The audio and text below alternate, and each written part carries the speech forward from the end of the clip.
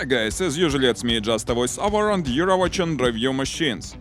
The winter season is in the full swing, and it's high time to see some newest pieces of winter transportation.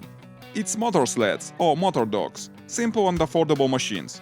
By the way, today we'll review the first in the world motor dog with an injection engine. It's an experimental engine launching. The factory gave it us to test it on these machines. And today we are going to put these vehicles in the toughest tests, including a crash test. But we'll see it later. And now it's high time to begin. Let's go!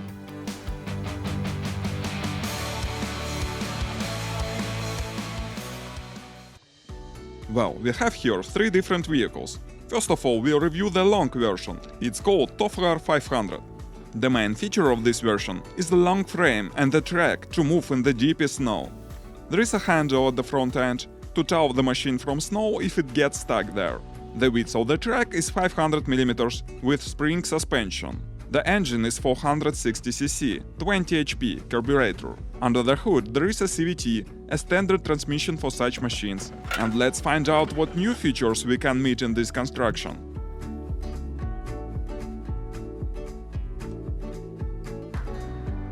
Firstly, it comes complete with a sled and mounted seat on it.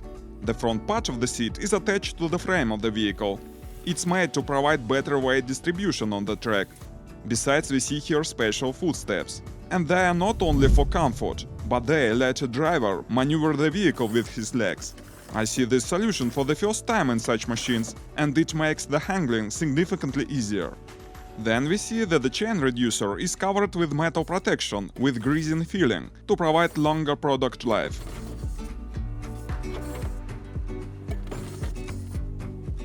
The most interesting, the engine can be quickly detached. It takes just few minutes. It's an unuseful option, cause it's much easier to transport the machine with detached engine. Then it's much simpler to repair and maintain the engine. And finally, it's a snap to change a CVT belt. And that is a key feature for any motor sled.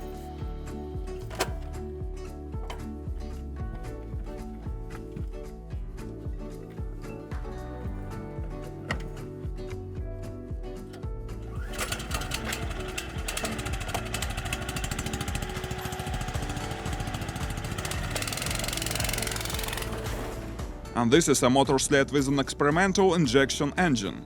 It looks almost the same, but there is a high-pressure fuel pump and no any choke handles. Well, I'm so curious to see how it works. Let's try it.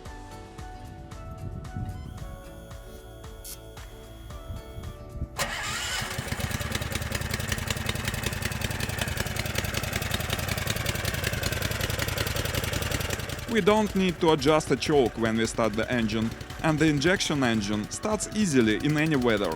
Besides, it has less vibrations, the rotation limit is higher, fuel consumption is less. Well, but we'll see it later how it performs in practice.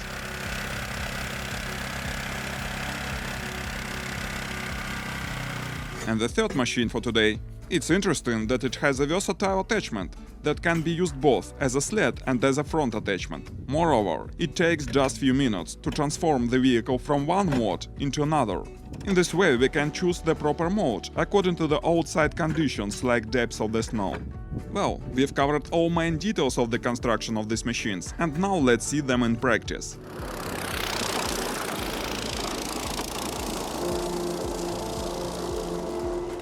First of all, let's make a test of its towing ability. We'll try to tow a 4x4 car with a motor dog. To measure the towing force, we added a special gauge. Firstly, we try a long motor sled. As we can see, it can tow the car.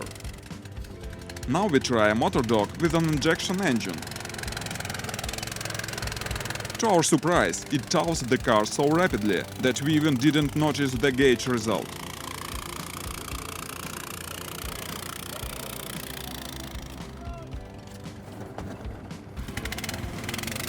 And now let's have a ride in the open area to see how they perform on a flat ground.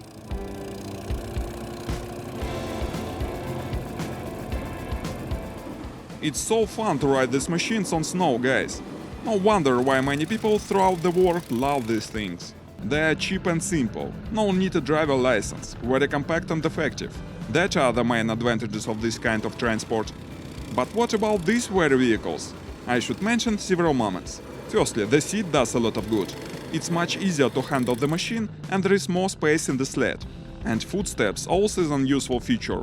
It provides more comfort for the driver, and he is able now even to do such things.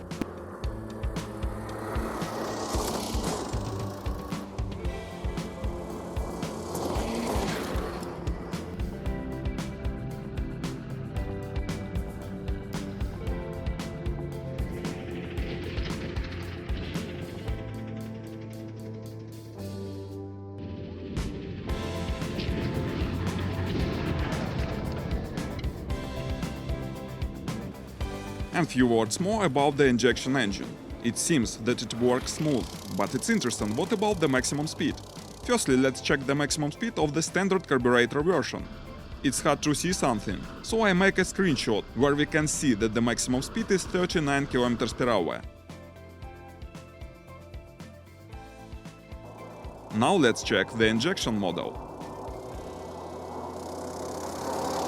And this time the result is clear. Its maximum speed is 46 km per hour.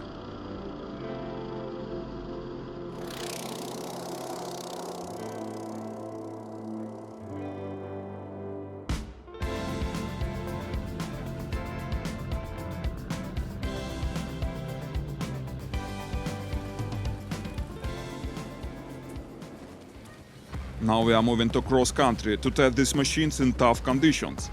And while we are watching them getting over different obstacles, I would like to speak in a word about the legislation. The matter is, in our country, in Russia, we don't need to register this vehicle and don't need to have a driver license to use them. Besides, they are allowed to move on ice, as opposed to snowmobiles or cars. But on the other hand, it's forbidden to move them on public roads, cause these machines are not considered as transport vehicles. And it's interesting for me, what about legislation in your country? But let's get back to our machines. As we can see, all of them work well, including an injection model. But frankly speaking, I doubt if it is a good idea to use injection here. On one hand, they work smooth and the fuel consumption is less, but the flip side, the injection engine is much more difficult and it's impossible to start them manually in case if the battery is dead. And it's getting dark very swiftly, but we have one more test. And it's a crash test. We'll check the general durability of the frame. We found this cliff in order to do that. And I think you can guess what we are going to do, can't you?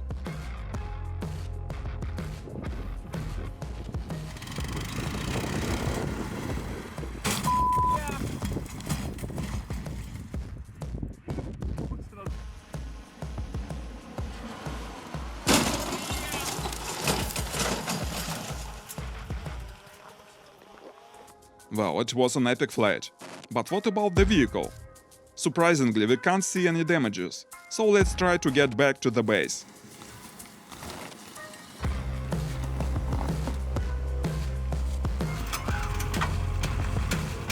And it's absolutely not a problem, it goes as if it was a new car. So let's try it again.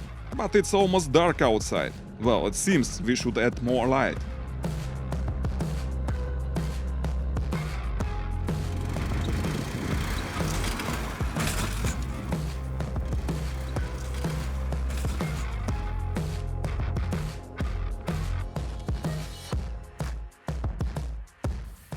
And again, no any damages, just few scratches. It's able to proceed moving without any difficulties. The only breakage, it's our sticker. What a nice sticker! It seems it defended the vehicle from getting any damages. There is nothing more to say but about the prices. The standard version costs $1,400. The long version costs $1,600. And now let's call it a day, guys. Please post your comments what you think of these machines. Thanks for having a ride with us. Consider subscribing the channel if you like this video. Stay with us, it will be many more interesting materials here. Goodbye.